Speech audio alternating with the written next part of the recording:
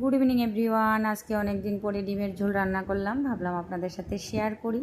তো তার জন্য ডিমগুলি ভালো করে সেদ্ধ করে নিয়েছি, আর এইদিকে পেঁয়াজগুলো একটু ভেজে তুলে নিয়েছি। তুলে একদম কড়া ভাজিনি, মানে লাল লাল করে ভেজে তুলে তারপরটা মিক্সিতে দিয়ে দিলাম, সাথে দিয়ে দিলাম 5-6টা কাজু। তো এখন হাফ ঘুরিয়ে নিয়েছি, নিয়ে এখন দই অ্যাড করে দিচ্ছি। দইটা দিয়ে এখন ফুল পেস্ট করে নেব। আচ্ছা, এটা পেস্ট করে রেখে দিলাম, আর এদিক দিয়ে ডিমগুলো হলুদ আর নুন দিয়ে ভালো করে লাল লাল করে ভেজে নিচ্ছি।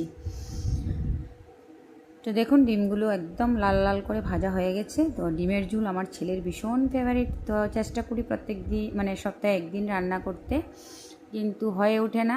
সকালবেলা ওকে সেদ্ধই দিয়ে দিই। আর এদিক দিয়ে ডিমগুলো লাল লাল করে ভাজা হয়ে গেছে।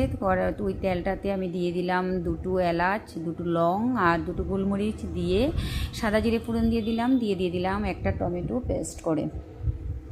তো টমেটোটা এদিকে চুলার আঁচটা কমিয়ে এদিকে ডিমগুলো আমি তিনটে করে চিট দিয়ে দিচ্ছি, যাতে মশলাগুলো ভালো করে ঢুকে। আর এদিকে টমেটোটা কাঁচা গন্ধটা চলে গেছে, এদিক দিয়ে দিলাম হলুদ গুঁড়ো, লঙ্কা গুঁড়ো আর ধনে গুঁড়ো আর নুন দিয়ে এখন ভালো করে কষিয়ে নিচ্ছি।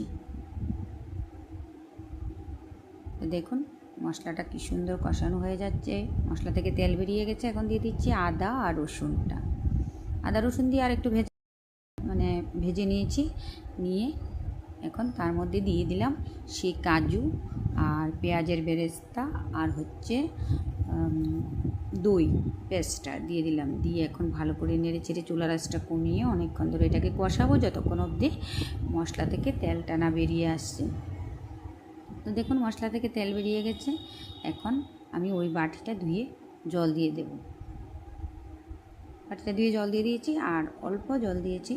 দিয়ে এখন ভালো করে একটু ফুটে উঠেছে, তারপর দিয়ে দিচ্ছি ডিমগুলো। আর এখন 4-5টে কাঁচা লঙ্কা ছড়িয়ে দিয়েছি। ডিমের ঝোল সবসময় একরকম খেতে ভালো লাগে না, আপনারা যারা খান তো খান, আর যারা এইভাবে না খেয়েছেন একবার খেয়ে দেখবেন ভালো লাগে। কিন্তু সবসময় একরকম খেতে ইচ্ছে করে না। আমি চেষ্টা করি সবসময় খাবারটাকে একটু এদিক সেদিক করে করতে, তাহলে মুখের রুচির পরিবর্তন হয়। আর এদিক দিয়ে ধনেপাতা দিয়ে দিলাম, গরম মশলা। এখন নামিয়ে নেব।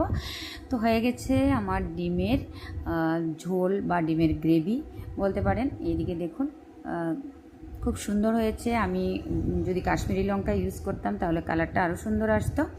তো এই বছর আমি লঙ্কা গুঁড়ো কিনবো না। তো সবাই ভালো থাকবেন, সুস্থ থাকবেন, টাটা।